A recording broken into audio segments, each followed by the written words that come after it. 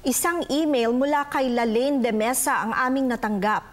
Lalaine, hindi malinaw ang pagkakasaad ng iyong pahayag kung kaya't hindi namin maibigay ang aming opinyon sa iyong idinudulog.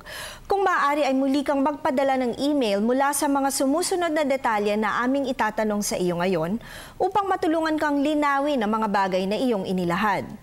Ayon sa iyong email, nais mong malaman kaso ang dapat mong isampa sa buyer na doktor na pineke ang pirma ng mga nasa titulo. Ayon sa iyo, patay na lahat. Lalaine, ipinapalagay naming titulo ito ng lupa. Subalit sino-sino ang sinasabi mong mga tao kung kanino ito nakarehistro? Kaano-ano mo ang nakapangalan sa titulo na sinasabi mong patay na lahat? Ilan ba silang nakarehistro ang pangalan sa nasabing titulo? Medyo malabo rin ang pahayag mo na sinasabi mong pineke ang pirma sa titulo.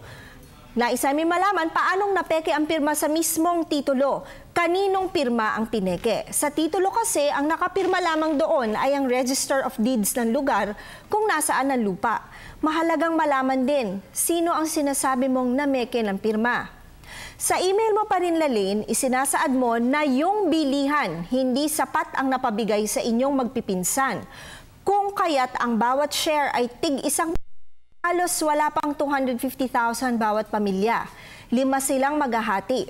Ikaw kamo ni Singkong Duling ay walang nakuha, samantalang ang isa mong kapatid ay 300,000 pesos ang nakuha.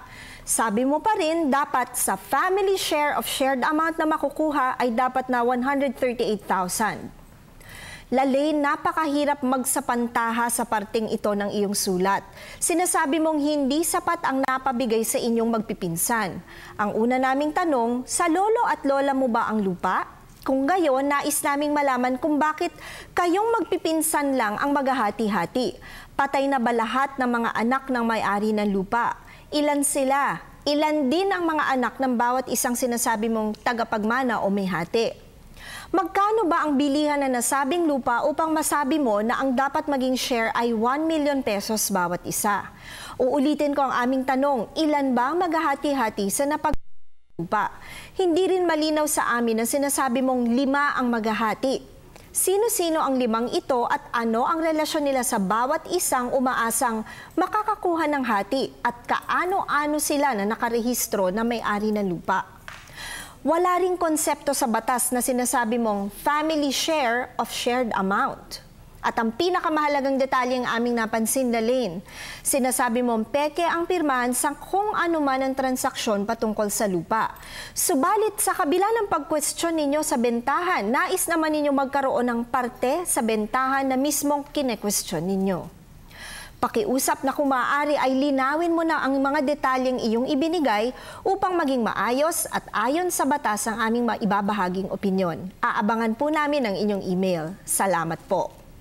Tandaan na anuman ang aming opinyon ay limitado lamang sa mga impormasyong inyong ibinigay sa amin at maaari itong mag-iba karagdagang detalye.